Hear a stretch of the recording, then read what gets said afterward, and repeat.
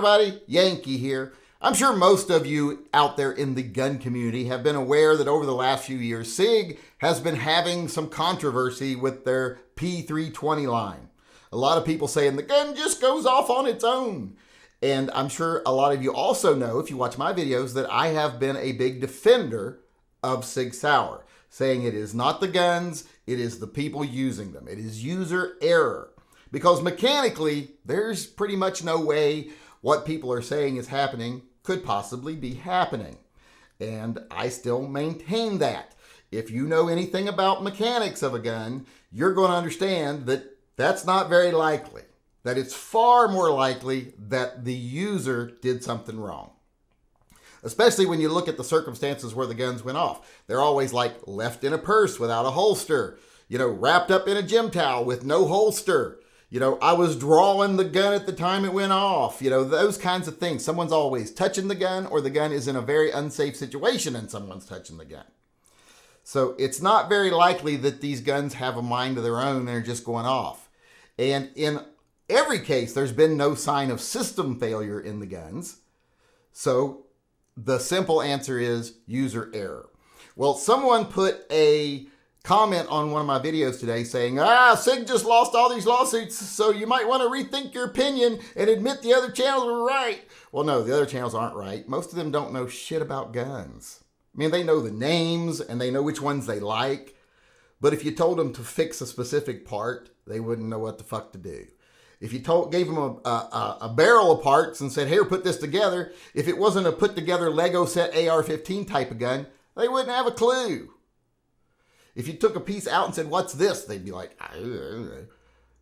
So watch out who you're getting mechanical information on firearms from. But as I was saying, no, I'm not going to rethink it, because here's the reality of this case that Sig Sauer just lost. A gentleman who said his gun went off when he was drawing it sued Sig Sauer.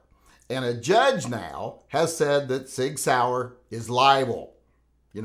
The whole, you can't sue a gun manufacturer for just producing a gun, so you have to show they're liable for there to be lawsuits to start flowing.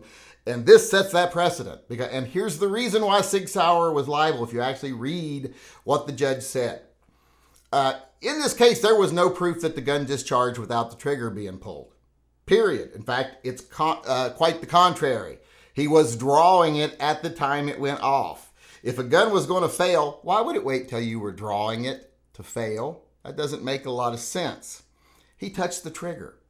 And the gun and the judge in this case said that since that trigger does not have a safety, since there's no safety on this gun at all, Sig Sauer's liable because this gun is too dangerous. Instead of finding that they are liable because the gun went off on its own, they're liable because they didn't idiot-proof their gun. And that this person who did this, well, he's someone with years of gun experience. I got 50-something years of gun experience. I still know I can do something wrong with guns like this one. This is the only P320 I own, the AXG, because I don't carry striker-fired guns, because I do think they're dangerous. People who walk around with these types of guns pointed at their junk are the biggest morons I've ever met, because this trigger is very light. That takes almost no effort. And the reset is very light and very short.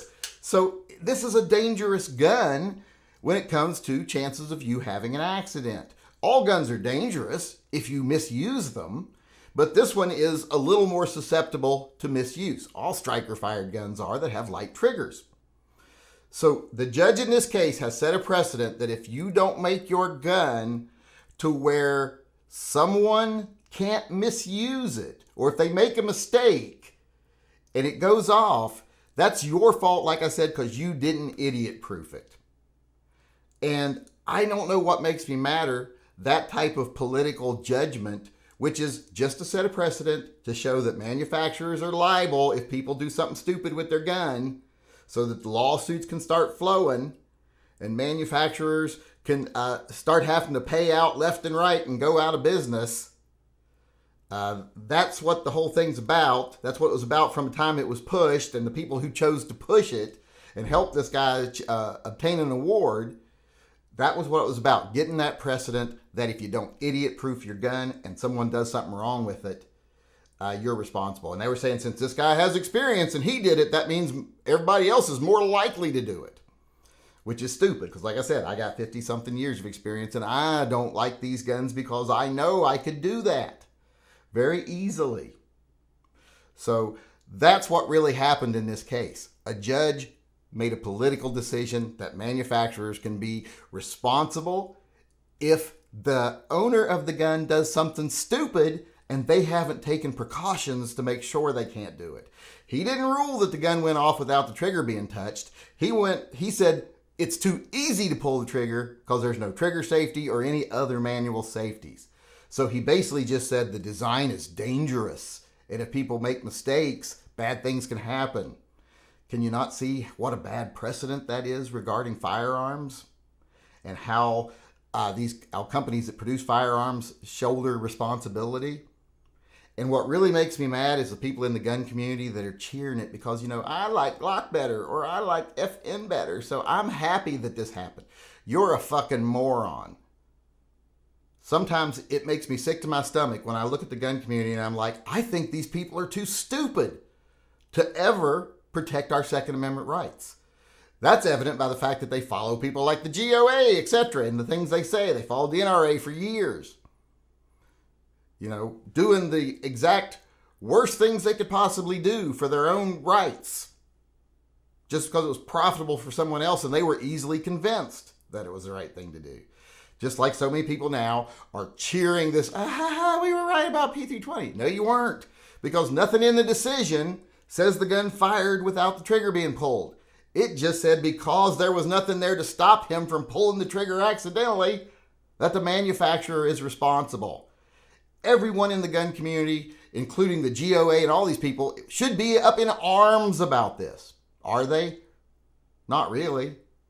Because they don't care about things like this. They didn't care about the decision from the Supreme Court yesterday about domestic violence. They kind of blew it off like it was nothing. Same thing with this. They should be outraged. This is one of the worst things that's happened to gun rights in a long time, because they're finding ways to get around laws protecting manufacturers from liability when they don't idiot-proof their product. That's like saying we're going to establish a precedent that Ford can be sued every time someone drives their car drunk because Ford didn't put breathalyzers on all their cars. Ford should have foresaw the fact that idiots are going to do that, and since they didn't put breathalyzers on it, Ford's responsible for the damages they done. That's the same mentality. That's the same reasoning as this judgment. It's a political decision made by a politically motivated judge to set a precedent to bankrupt manufacturers just because a gun is not idiot-proof. And like I've said all along, I think most people in the gun community know striker-fired guns are more dangerous, especially when they don't have manual safeties. It's more dangerous to carry around a gun that has a very light trigger in your holster all day that you might have to draw, because you're going to be putting your hands on that gun in a rushed situation. And hopefully you're going to want it to fire, but hopefully you're not going to put your finger on it too soon. And here's another thing. In almost every case I've ever investigated in the military about negligent discharges, it was always user error. Even though when they would say, oh, I didn't even touch it, sometimes they'd be on film just blatantly pulling the trigger and then swearing up and down they never touched it. So this is a really bad decision, a political decision. And if you're jumping up and down because you don't like SIG and you like this decision, well, then you're an idiot and you're part of the problem, because this is a real blow to gun rights in this country.